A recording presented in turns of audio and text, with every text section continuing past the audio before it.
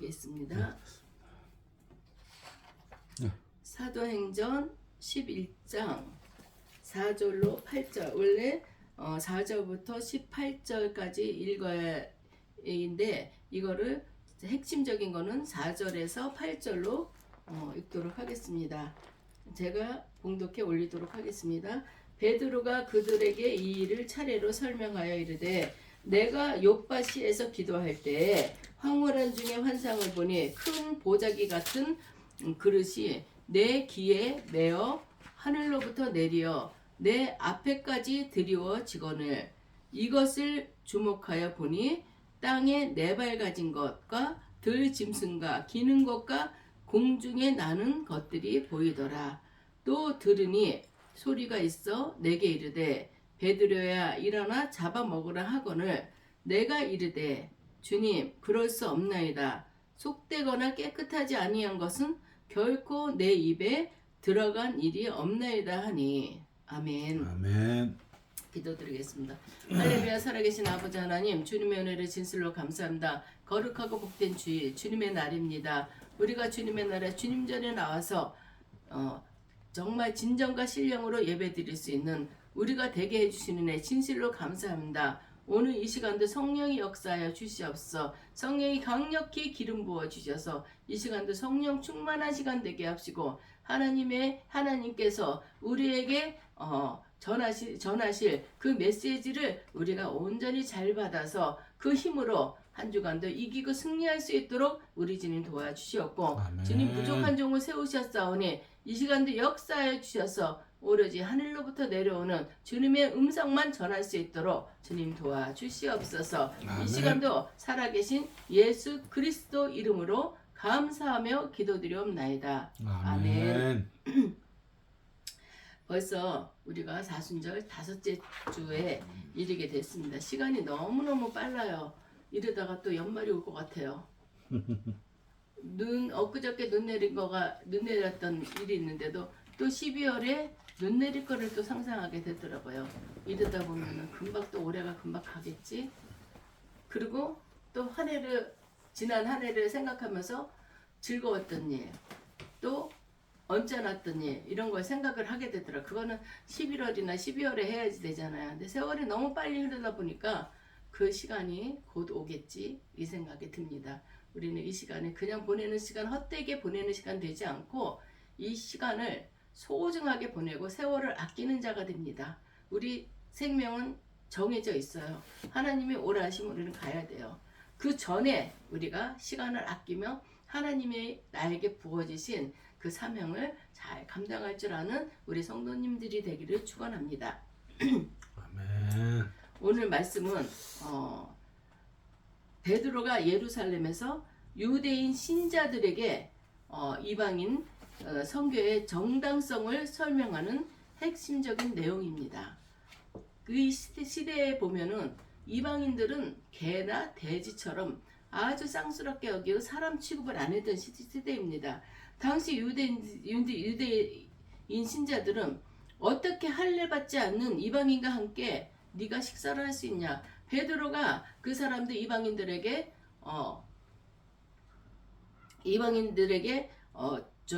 이게 복음을 전하고 나서 그들과 같이 식사를 하고 있는데 유대인들이 들이닥친 거예요. 그래서 너 베드로 어떻게 이방인들 우리는 그 더러운 자들 사람 취급도 안 하는 자들에게 너 어떻게 이 자들하고 같이 밥을 먹을 수 있냐고 베드로를 책망하는 그런 내용들이 있었던 것이죠.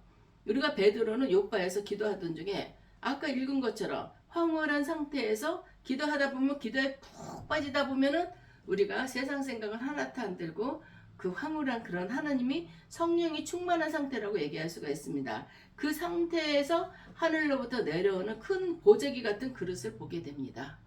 환상을 보는 거죠. 부정한 짐승들 그릇 안에는 유대 율법상 부정하다고 여겨지는 네 발 가진 짐승, 들짐승, 기는 것, 공중에 나는 것들이 가득했답니다. 그럴 때 그게 내려오면서 하늘로부터 내려오는 음성이 베드로야 일어나 잡아먹어라 그런 음성이 들렸습니다. 베드로는 속되거나 깨끗하지 않는 것은 결코 먹지 않겠다고 거부를 했죠. 그때 하나님께서는 하나님이 깨끗하게 하신 것을 내가 왜 속되다고 하냐. 속되다고 하지 마라. 내가 너한테 먹으라고 그랬다. 그럼 하나님의 음성이 들리면은 순종을 해야 되죠. 음성이 2번이나 들렸어요. 이 과정이 반복된 후 다시 그릇이 하늘로 올라갔습니다. 이것은 뭐를 의미하는 것이겠습니까? 단순한 식생활의 변화를 넘어서 하나님께서 율법의 장벽을 허물고 이방인들을 정결한 백성으로 받아들이기로 하셨음을 상징했습니다. 너희들은 이방인들을 더럽다 하지만 사람 취급도 하지 않지만 나는 이들까지도 사랑한다. 이들에게도 주님의 복음을 전하라. 이거를 말하고 있는 것입니다. 또 환상이 끝나자마자 가이사랴에서 온 3사람이 베드로를 찾아왔어요. 이방인이 3사람이 찾아왔다는 것이죠. 성령께서는 베드로에게 의심하지 말라. 그리고 이들이 가자는 곳으로 함께 가라. 말씀하셨어요. 베드로는 6명의 형제와 함께 이방인의 집인 고넬료의 집으로 향했습니다. 고넬료는 천사 베드로에게 자신이 본 환상을 이야기합니다. 천사가 나타나 베드로라 하는 사람을 청하라. 당신도 기도하다가 베드로도 기도 중에 내 모퉁이를 잡은 보자기가 내려왔는데 그 짐승들 이런 것들이 와서 하나님께서 너 이거 잡아 먹어라 이랬던 것처럼 이 고넬료도 기도 중에 베드로라는 사람을 청하라. 그가 너와 온 집이 구원받을 말씀을 내게 이르리라 했다는 사실을 베드로에게 털어놓습니다. 그럴 때 베드로가 복음을 전하기 그 얘기를 듣고 베드로가 이방인들에게 고넬료 가정에 있는 자들에게 복음을 전했습니다. 그때 놀라운 사건이 일어나는 것이죠. 베드로의 말을 시작할 때 오순절의 마가의 다락방에 성령이 임했던 것처럼 동일한 은혜가 고넬료의 집에 임하게 됐다는 것을 말씀하고 있습니다. 베드로는 이때 요한이 물로 세례를 베풀었으나 너희는 성령으로 세례를 받으리라 하신 말씀이 떠올랐던 거예요. 요한은 물로 세례를 받았어요. 그렇지만 너희는 성령으로 세례를 받을 거다. 성령 충만해서 성령으로 받을 거다. 그래서 베드로는 하나님이 우리가 주 예수 그리스도를 믿을 때 주신 것과 또 그 선물을 그들에게도 주었으니 하나님께서 우리 주 예수 그리스도를 믿을 때 하나님이 우리가 주 예수 그리스도를 믿을 때 주셨잖아요. 그 선물을 그들에게도 주셨다는 거예요. 나에게도 성령을 선물로 주셨는데 오늘은 이방인인 고넬료의 집에도 그 선물을 주셨다는 것이죠. 내가 누구이기에 하나님의 능히 맡겠느냐? 나는 너희들이 이방인이기 때문에 난 너네들이 구원받는 걸 원치 않는다. 너희들에게 복음 전하고 싶지 않았다. 그렇지만 하나님이 하라고 그래서 했다. 의심하지 말고 가라 그랬다. 고넬료의 집으로. 그래서 했더니 하나님이 이런 역사가 일어났다. 내가 뭐길래 내 마음대로 간다 안 간다 얘기를 할 수 있겠냐. 하나님이 가라 하면 가는 거다. 이거를 말하고 있는 거겠죠. 모든 것들이 하나님이 역사하셨다는 것을 그들에게 전하고 있는 것입니다. 우리 마지막 18절에 보면은 베드로의 정연하고 영적인 증언을 들은 예루살렘의 모든 신자들은 이런 비난을 멈추고 잠잠해졌다는 것이죠. 유대인들이 와서 너는 저렇게 이방인들에게 왜 이방인들에게 주님의 복음을 전하고 이방인들과 밥을 같이 먹냐? 너는 이거 뭐가 잘못됐다 했을 때 베드로가 하나부터 10까지 내가 본 환상과 하나님의 역사하심을 유대인들한테 얘기한 거예요. 내가 뭔데 하나님이 하라면 하는 거지. 내가 뭔데 하나님의 명령을 내가 거역하겠냐. 하나님이 시켜서 했더니 이렇게 성령이 강하게 역사해 줘서 저들도 회개해서 구원에 이르지 않았냐. 그랬을 때 유대인들이 아무 소리 못하고 잠잠했다는 것입니다. 그들은 이 놀라운 사실을 받아들이며 하나님께 영광을 돌렸다고 합니다. 그러면 하나님께서 이방인들에게도 생명 얻는 회개를 주셨도다 하고 그들이 유대인들이 인정을 했습니다. 기독교가 유대인의 틀을 벗어나서 세계적인 종교로 확장되는 결정적인 전환을 맞이하게 됐다는 그런 내용입니다. 그러면은 우리가 오늘 이 내용을 보면서 우리가 그냥 옛날에 그랬대 그렇게 생각할 것이 아니라 베드로가 이방인 고넬료의 집에서 복음을 전하고 또 그들과 함께 식사했다는 소식이 예루살렘에 전해졌을 때 유대인들에게 핍박을 받고 유대인들에게 너는 기도한다는 사람이 너 그거 모르냐 이방인들에게 이렇게 복음을 그런 수모를 겪으면서도 너 그랬냐 이랬을 때 베드로가 하나하나 다 설명을 했던 것입니다. 베드로는 요바에서 기도하던 중 내 모퉁이를 달아서 내려오는 그 환상을 봤다 그랬잖아요. 그럴 때 베드로가 여기서 주님 나 결코 그걸 먹을 수 없습니다. 그 얘기를 했잖아요 베드로가.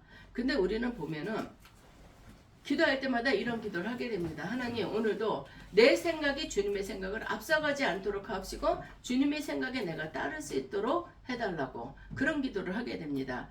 오늘 우리가 또 깨달을 것은 하나님이 깨뜨리시는 우리의 생각을 우리는 여기서도 우리는 찾아야 되겠습니다. 베드로는 하나님이 그러라는데 하나님 나 결코 먹을 수 없습니다. 결코라는 단어를 우리 생각해 보면은 나 죽어도 못해요. 이런 뉘앙스로 우리 들리잖아요. 하나님께서 하라면 하는 겁니다. 하나님께서 하라는데도 나 결코 할 수 없다. 이것은 단순한 거절이 아니라는 것이죠. 자신의 평생 신념과 가치관에 건 저항입니다. 베드로에게 유대교적 정결 예법은 목숨보다도 더 귀한 것이었습니다. 우리의 모습도 이와 같습니다. 하나님, 제가 다 이해해도 이것만은 안 됩니다. 어떤 분이 그랬대요. 아들이 공부를 너무 잘했대요. 서울대를 갔는데. 근데 이 아들이 서울대 가기 전에 엄마 나 신학을 해야 될 것 같아요. 나 목사가 되고 싶다. 하나님의 종으로 쓰임받고 싶어 하더라. 나 죽어도 너 못 보낸다. 이 엄마도 성령 충만해갖고 은사도 받고 막 이랬던 사람인데 내 자식 고생하는 거 싫어요. 나 죽어도. 이것은 정말 우리가 다시 한번 생각하게 됩니다. 십자가의 길이 고난의 길이지 내가 세상 말로 해서 그게 내 영광을 드러나는 길은 아닙니다. 정말 조그만 개척교회든 큰 교회든 십자가의 고난이라는 것은 십자가의 길이라는 것은 선택하기가 어렵죠. 일단은 내가 죽어져야 가는 길이기 때문에. 그 엄마도 너 그렇게 공부 잘하는데 그거를 왜 그쪽으로 쓰냐? 권사님이신데 그 소리 들었을 때 저도 놀랬습니다. 어떻게 그쪽으로 쓰냐? 그러면은 주님이 원하시는 거는 허접한 일이고 서울대 나와가지고 세상 쪽으로 좀 이렇게 누구 아들은 지금 서울대 나와가지고 지금 어디 들어갔대 세상에 그런 유혹에 흔들리겠다는 거지요. 이런 거 볼 때 우리는 내 생각을 깨야 됩니다. 하나님이 하라면 하는 겁니다. 베드로도 이방인의 집에 가라고 그럴 때 하나님이 가라니까 간 거예요. 그런 것처럼 우리는 하나님이 말씀하시면은 우리를 깨야지 된다는 것을 이 말씀을 통해서도 알아야 됩니다. 베드로가 자기의 생각을 깨며 하나님의 음성을 듣고 그때로 했을 때 이런 역사가 일어났다는 것을 우리는 알아야 되겠습니다. 하나님 제가 다 이해해도 이것만은 안 됩니다. 저 사람은 절대로 변하지 않습니다. 하나님 저도 이 말씀을 보면서 제가 생각났어요. 하나님 저요 신학 안 갑니다. 딴 사람 쓰세요. 하나님 잘못 생각했어요. 전 신학 갈 사람이 아니에요. 우리 남편 축복해 주세요. 그래서 그 남편이 축복해서 그 돈을 갖고 하나님을 위해서 나 쓰고 싶어요. 하나님 저는 아니에요. 하나님 잘못 생각했어요. 지금 생각하니까 얼마나 부끄러운 생각입니까? 하나님이 잘못 생각하는 게 어디 있어요. 그리고 저 사람을 축복해 달라는 거. 저 사람 축복해주면 하나님 영광을 위해서 쓴다고? 내가 먼저 쓰죠. 내 영광을 위해서 험나게 또 하나님한테도 쓰죠. 그렇지만 그 궁극적인 목표는 내 남편이 축복을 받으면 내가 그 호강을 하게 되는 거죠. 우리는 내용을 이렇게 감추고 겉으로만 포장을 참 할 때가 많이 있어요. 그렇지만 우리는 하나님께서 하라면 하는 것입니다. 내 생각이나 내 환경과 이런 것에 비교하지 말고 하나님이 하라면 무조건 해야 됩니다. 끝내 하나님께서 여러 가지 사건들을 보여주셔서 하나님 내가 잘못했어요. 정말 숙이고 하나님 앞에 갔던 거를 또 기억나게 하는 이렇게 생각이 납니다. 이 말씀이기도 하고 하나님 말씀에 우리는 내가 결코 이런 것들을 다 던져버리고 하나님의 말씀대로 순종할 때 하나님의 기적이 나타나는 것입니다. 내가 앞장서고 나 결코 할 수 없어요. 내 고집을 나타내면 하나님이 일을 못하셔요. 여기서도 이 말씀을 보면서 그런 생각이 나더라고요. 그래, 이 시대의 배경으로서 얼마나 핑계대기가 좋아. 근데 하나님의 음성을 듣고 그래, 하나님이 하라면 하는 거지. 유대인들한테 핍박받을 거 알면서도 했던 거, 이런 것을 볼 때 나는 하나님 뒤로 가고 내 생각이 주님의 앞을 가면 안 되고 주님이 나를 인도해 주셔서 내가 따라가는 거, 그렇게 해야 된다는 것을 알려주고 있습니다. 베드로는 익숙한 것을 옳은 것으로 착각을 했어요. 내가 하던 게 익숙해. 평소에 우리가 하던 것들이, 우리가 예수를 믿으면은 예수를 알기 이전에 모든 것들이 변해야 됩니다. 끊어버려야 돼요. 그래야지 그 자리에 하나님의 영으로 채워주고 성령이 역사하시게 되는데, 그거를 우리는 생각하지 않고 예전에 그대로, 옛날에 뭐 농사 질 때 막걸리 한 잔 안 먹은 사람 있어? 옛날 얘기를 해요. 그렇지만 막걸리 한 잔이 문제가 아니고 그 습관이 하나님의 말씀에 어긋나게 되고 그 길을 막을 때가 있다는 것을 우리는 알아야 되겠습니다. 우리가 익숙하게 행동하던 것이 다 옳은 게 아니라는 것을 우리는 깨달아야 되겠습니다. 자신이 평생 지켜온 전통의 하나님을 새로운 계획보다 우선한다고 믿었습니다. 작년의 삶을 살다 보면 우리는 새로운 변화보다 익숙한 편안함을 선택하게 됩니다. 하지만 하나님은 때로 우리의 안락함을 흔들어 그분의 사역으로 우리를 초대하게 됩니다. 베드로의 거절에 하나님은 다시 말하죠. 하나님이 깨끗하게 하신 것을 내가 속되다 하지 말아라. 이것은 내가 하면은 너는 따라라. 내 주권에 넌 토달지 말아라. 내 눈에는 네 베드로의 눈에는 부정한 것처럼 보이고 네 기준에는 가망 없는 사람처럼 보여도 하나님이 깨끗하다 하시면 깨끗한 것이다. 신앙생활의 성숙이란 내 기준을 내려놓고 하나님의 시선에 나를 맞추는 과정입니다. 내가 신앙생활을 하고 나가는 것은, 성숙한 신앙인이 된다는 것은 내 생각에 앞서가면 안 됩니다. 내려놓고 하나님의 시선에 나를 맞추는 과정입니다. 현대 선교의 아버지라 불리는 윌리엄 캐리가 인도로 가겠다고 했을 때 당시 교단의 원로 목사님이 이렇게 말했다 합니다. 젊은이, 하나님이 이방인들을 개종시키기 위해서는, 그러니까 다른 종교를 갖고 있는 사람들을 개종시키기 원하신다면 자네가 안 가도 우리 도움이 없어도 얼마든지 하실 수 있네.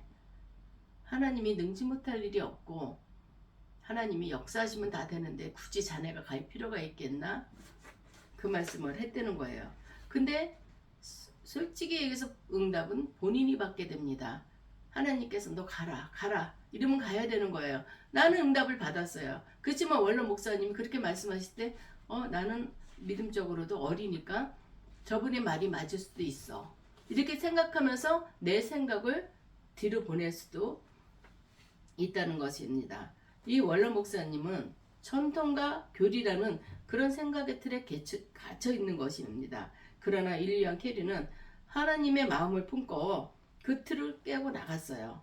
결국 인도는 복음 앞에 문을 열었습니다. 인도가 기독교가 아니잖아요. 그렇지만 그들도 잡신을 섬기고 그러지만 거기서도 복음의 문을 열었다는 것을 얘기하고 있습니다. 우리 삶에 인도가 어디에 있습니까? 우리 삶에, 내 삶에서 우리는 인도가 있습니다. 내가 도저히 갈 수 없다고 손을 딱 그어놓고 그것이 바로 하나님이 가라고 지시하는 곳입니다. 누구한테 복음을 전해야 되는데 그지? 조상 대대로 유교적인 집안이기 때문에 그 집은 복음이 들어가질 않아. 괜히 얘기했다가 나만 욕먹어. 나만 핀잔 들어. 그래서 나 그 집 그냥 나 혼자만 기도를 하지 가서 전하진 않을 거야. 이러는 분들이 많아요. 그게 이러는 분들이 다른 사람들만 그런 게 아니라 제 자신도 그래요. 감히 대적하기가 어려운 거예요. 하나님 어떻게 해요? 복음을 전해야 되는데 저 사람들은 대적하기가 어렵습니다. 하나님 저 사람들의 마음을 먼저 열어주세요. 그게 몇 년째예요. 오래됐죠. 그랬으면 문이 열렸으니까 언젠가는 전해야 되는 거예요. 욕을 먹든지 물건을 집어 던지든지 일단은 복음이 소중하기 때문에 해야 되는데 그거를 꺼려하게 된다는 것입니다. 환상이 끝나자마자 세 사람이 찾아왔다고 그랬잖아요. 그럴 때 예수님께서 의심하지 말고 가라. 베드로의 위대함은 자신의 생각이 다 정리되지 않았음에도 불구하고 성령의 음성에 몸을 움직였다는 것입니다. 주님께서 그때 우리가 보면은 율법적으로 보면은 이방인들에게는 가지도 말고 또 음식을 그런 음식을 먹지도 말라고 그랬는데 하나님께서 왜 나한테 먹으라고 그러고 왜 가라 그러지? 그 생각이 정리도 안 됐어요. 이래서 그랬을 것이다도 아니고 근데 생각이 정리도 안 된다. 가라. 그러니까 베드로는 가게 된 것입니다. 왜 하나님 나는 생각도 못했는데 왜 지금 가래? 조금 더 생각을 하고 가면 안 될까요? 그런데 하나님께서는 내가 이해를 하나님이 가라는 것을 이해를 하기 원하는 게 아니라 넌 나를 믿어라. 난 너의 하나님이다. 넌 나 체험하지 못했냐? 니네 마가에다락방에서 기도할 때 120문도들을 성령의 강력한 기름으로 부어주었고 그때 뒤집어지지 않았냐? 그렇게 역사하는 게 나다. 얘기를 하는 거죠. 너는 나를 이해하려고 들지 말고 나를 믿어라. 그랬습니다. 이방인 고넬료의 집으로 들어가는 순간 베드로의 수십 년 된 유대교 우월주의는 무너졌습니다. 유대교에서 이방인들은 감히 여기 올 수도 없어. 우리는 선택된 민족이야. 얼마나 그게 교만했습니까? 나만 구원받아야 돼. 그런 것들이 이제는 베드로가 고넬료의 집으로 들어가면서 그게 무너졌다는 것입니다. 그것에서 성령이 임하는 것을 보며 베드로는 깨달았습니다. 하나님은 사람을 외모로 취하지 아니하시는구나. 우리는 학력, 지역, 정치적 성향 이런 것에 편견을 가지고 있어요. 그리고 또 이것들이 과거의 상처들 이것들이 깨어질 때 비로소 진정한 복음의 능력이 우리 공동체에 흐르기 시작한다는 것을 우리는 알아야 되겠습니다. 그렇잖아요. 저 사람 화려하게 입고 금은보화로 다 치장해서 저 사람 중졸이래. 중졸. 자기네들끼리 수근수근 그래. 저 사람 지금 아주 많이 배운 것처럼 하지? 저 사람 중졸이래. 학벌에 대한 거. 저 사람 전라도 사람이야. 이거 방송 이거는 나가면 안 되는데 우리는 그럴 때가 참 많아요. 지역을 편견할 때가 많이 있어요. 근데 하나님께서는 그렇지 않은 거죠. 이거를 고넬료에게 복음을 전하게 함으로써 베드로가 이런 편견들이 깨졌다는 것을 알게 됩니다. 설명을 마친 베드로에게 비난하는 자들이 어떻게 반응을 했습니까? 18절 말씀. 그들이 이 말을 듣고 잠잠하여 하나님께 영광을 돌려 이르되 그러면 하나님께서 이방인에게도 생명을 얻는 회개를 주셨도다 하니라. 아멘. 깨달은 거예요. 그래 베드로 내가 네가 이방인하고 이렇게 어울려 다니고 이러는 것을 못마땅하게 생각했는데 네 말을 듣고 보니까 그래 분명히 하나님이 역사하셨구나. 그 이방인에게도 회개를 할 수 있는 기회를 주셨구나. 복음을 듣고 우리가 이거를 보면서 참 우리는 어떤 자든지 간에 예수 그리스도로 말미암아 복음을 듣고 구원을 받는다는 것. 그거는 내가 지금까지 주님을 모르고 살았던 시간들을 회개하며 하나님 앞에 그 내용들을 회개할 때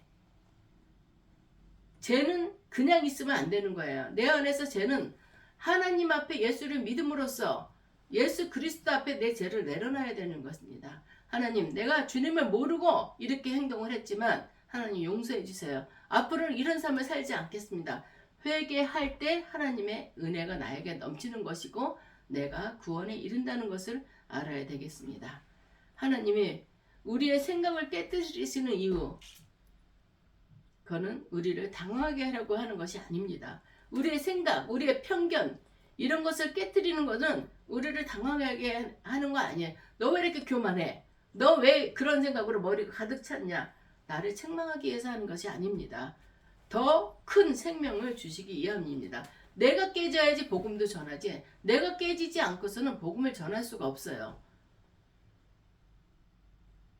믿지 않는 자들에게 내 교만을 들으면 내가 옛날에 뭐 했어? 내가 그래도 학교 다닐 때 한 자리 했었고 나 옛날에 좀 짱이었어. 나를 드러난다면은 하나님은 역사할 수가 없어요. 내가 낮아지고 또 낮아지고 겸손해지고 주님 앞에 탁 내려놓고 하나님 주님의 복음만 나가게 해달라고 그럴 때 하나님이 역사해 주신다는 것을 그 역사할 때 한 생명이 하나님 앞에 돌아온다는 것. 하나님께서는 우리 믿는 자들의 생각을 깨지게 한다는 것은 이 하나님의 이 사역을 위해서 우리를 깨트리는 것입니다. 우리의 생각을 하나님께서 깨트리고 하나님의 영으로 채워주시고 그래서 우리를 하나님의 도구로 쓰임받게 해주신다는 걸 우리는 알아야 되겠습니다. 아멘. 유대인이라는 좁은 울타리를 깨트려야 온 열방이 살 수 있었기 때문에 내가 너네들만 사랑하는 게 아니야. 너네 그 편견을 깨라. 하나님께서는 우리만을 사랑하는 거야. 유대인들을. 이 사람들이 잘못된 편견을 가지고 있었던 것입니다. 그렇지만 깨라. 내가 너네들만 생각하는 게 아니라 이방인 이들에게도 내가 복음을 준다. 이들도 내가 사랑하고 있다. 그것을 얘기하고 있는 것입니다. 우리가 고집하고 있는 절대 안 돼. 이게 우리 안에 무엇이 있는지 생각해 보시길 바랍니다. 아멘. 내 자식은 절대 안 돼. 안 돼, 안 돼. 내가 내 자식은 그 길로 가게 할 수 없어. 내 자식은 안 돼요. 그럼 남의 자식은 되는 건가요? 복음을 전하다 보면 내가 이제 나이가 이렇게 됐는데 지금 뭐 절에도 내가 이름만 올려놓지 절에도 잘 나가지 않아. 근데 뭐 지금 교회를 나가? 지금 바꾼다는 것도 그렇잖아? 이렇게 얘기합니다. 그렇지만 어르신은 연세가 많기 때문에 빨리 예수를 믿어야 되는 거예요. 왜? 돌아가실 날이 더 가깝잖아요. 젊은 사람보다. 예수를 믿어야 되는 것입니다. 그러면 깔깔대고 웃어요. 근데 우리 집이 식구들이 다 이런데 내가 예수 믿어갖고 집이 구승구승해지면 어떡해. 그래서 나는 못 믿겠어. 그 집 또 찾아갑니다. 찾아가서 기도해줘요. 그러면 기도는 받아요. 그리고 다음부터 오지마. 나 이런 거 싫어. 이래요. 그래 또 가요. 할머니들은 심심해요. 또 가. 그러면 좋아서 세상 얘기하다가 할머니 오늘도 기도해요. 큰 잡고 기도하면 좋아져요. 그렇지만 교회는 못 나오더라도 얘기하면 따라해요. 말씀이 이러이러한 말씀이 있어요. 예수님 영접하셔야죠. 내가 어떻게 영접해? 교회도 안 가는데. 그래도 영접 기도를 시켜요. 그리고 그냥 있으면 안 되죠. 계속 갑니다. 맛있는 거 있으면 좀 갖고 가고 사탕이라도 사갖고 가고. 이게 한 영혼을 구원시키는 것입니다. 그분이 구원받고 못 받은 건 하나님만이 하시는지 거지 우리가 판단할 수는 없는 거예요. 저 사람 교회 안 나와서 구원 못 받았어. 그거는 감히 우리가 할 수 있는 얘기가 아니라는 것입니다. 우리는 우리 편견을 깨야 됩니다. 모든 거 하나님 앞에 내려놓으라는 것이죠. 우리 교회는 이래서 안 돼. 우리 교회는 진짜 목사님 왜 그래? 무슨 방법을 그런 식으로 해? 그럼 쥐가 목사하지. 참 안타까울 때가 참 많죠. 근데 목사가 되고 보니까 저도 그게 잘못된 거라는 걸 깨달았죠. 우리 판단하고 정죄하는 것도 하나님께만 있는 거지 우리가 판단하고 정죄해서는 안 됩니다. 이제 그 생각을 하나님 앞에 내려놓길 바랍니다. 내 마음에 불평불만이 있다 하면은 내려놓으세요. 하나님께 기도로 맡기세요. 하나님의 생각은 우리 생각보다 깊고 높으십니다. 하나님이 사람이 아무리 지혜롭다 하더라도 하나님의 어리석음만 못하다고 했습니다. 나의 좁은 생각을 깨트리세요. 하나님의 광활한 은혜의 바다로 나아가는 저와 여러분이 되시길 아멘. 주님의 이름으로 축원합니다. 아멘. 기도드리겠습니다. 하나님 감사합니다. 주님 우리 안에 부정한 짐승은 무엇인가요? 내가 내 나름대로 틀을 만들어 놓고 부정하다 정하는 일이 없도록 주님 도와주셨고 절대로 안 돼요 하는 내 고집과 아집이 성령불로 바짝 태워지게 하여 주셔서 이 시간도 우리가 주님 앞에 내려놓고 맡기고 성령으로서만 인도함을 받는 우리 모두가 될 수 있도록 우리 주님 도와주시옵소서. 아멘. 내 고집을 꺾고 주님의 생각만 따를 수 있는 우리가 될 수 있도록 주님 도와주시옵소서. 아멘. 살아계신 예수 그리스도 이름으로 감사하며 기도드리옵나이다. 아멘.